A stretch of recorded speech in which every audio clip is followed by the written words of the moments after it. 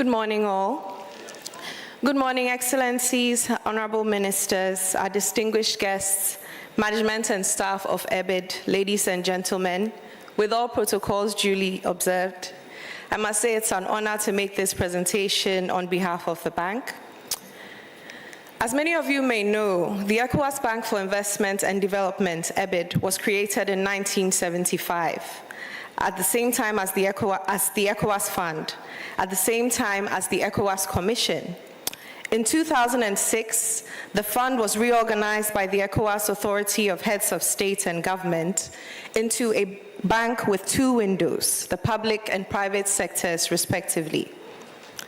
Since its inception, EBID has continuously delivered on its mandate of fostering wealth creation, economic growth, and industrialization for the well-being of the people of the ECOWAS sub-region.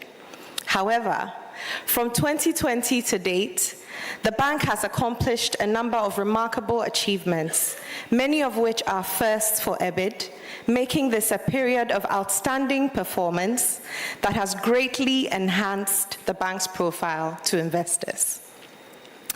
Despite the challenging global economic environment, through strategic leadership and governance, guided by the principle that in the middle of difficulty lies great opportunity, EBID has made some great strides. I'll start by talking about the bank's credit rating. By deploying all efforts to improve its credit rating, EBID secured an upgrade to B2 with stable outlook for the first time in the bank's history in December 2021. Fitch also revised the bank's rating from B with a negative outlook to stable in April of 2022. And ladies and gentlemen, despite the challenges in the sub-region, we have maintained these ratings.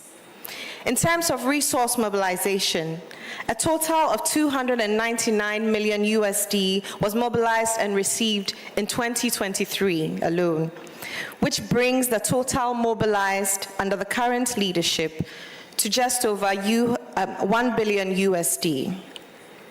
In terms of our balance sheet, in December 2020, the bank's balance sheet stood at $945.5 million USD.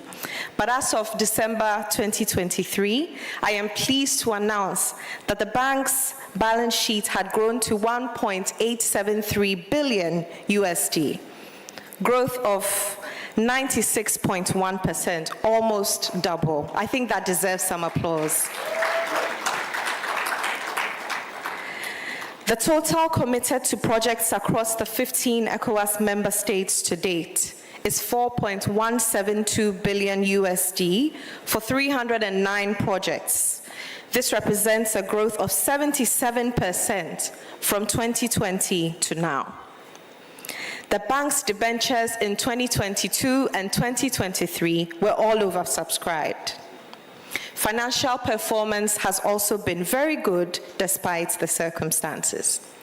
In 2023, return on equity was at 1.33%.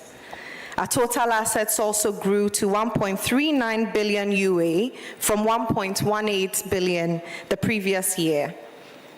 And in addition, the bank's NPL has reduced over time, falling within the acceptable range for the industry.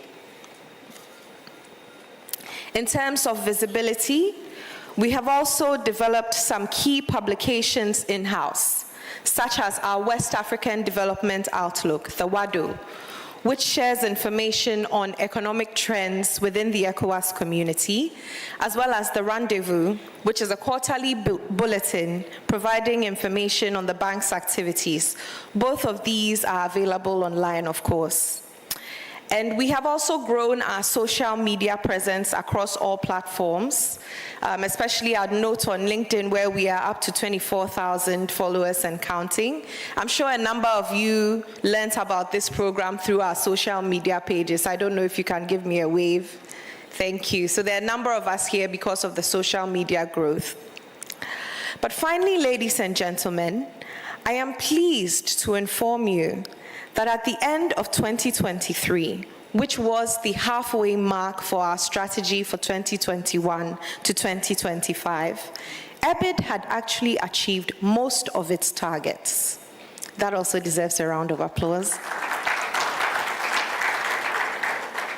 In fact, a few weeks ago, the Board of Governors of EBID, which is made up of the Ministers of Finance and Planning of ECOWAS, has revised some of the targets of the plan just to make sure we continue to challenge ourselves as we grow. So that also deserves some applause. We are pushing the bank to the next level.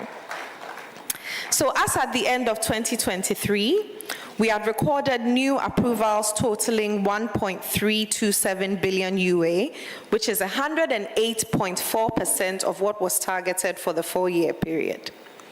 For new commitments, we had reached 1.351 billion UA, which is 135.5% of the targets for that period. For disbursements, we had already reached 82.7% of our projected targets for 2025. For resource mobilization, we were also at about 80% of the projected target. Our loan book totaled 1.065 billion in 2023, which is 115.6% of the projection for the 4-year period.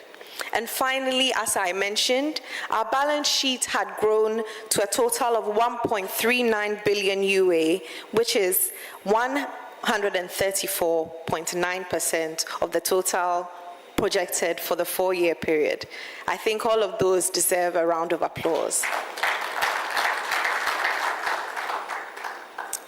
Ladies and gentlemen, the numbers show that the bank is on a positive trajectory, and they also present a compelling argument for our emergence as the leading development finance institution for West Africa. Permit me to reiterate in closing that EBID remains committed to expanding its interventions to help improve outcomes for the people of the sub-region. To this end, the ECOWAS Bank for Investment and Development, your bank, will continue to invest in strategic growth that enables us to secure competitive resources for projects with a developmental impact all over West Africa. We are looking into sectors that fall from industry to technology, education, and then, of course, as we were discussing yesterday, agribusiness, food security, and then climate impacts, projects with a positive climate impact. We believe the future is bright for our sub-region, and we invite all of you to partner with us. You can, of course, visit our website for more information to see how best to partner with us. And we thank you very much for your attendance and for your kind attention. Merci beaucoup pour votre attention. Muito obrigado.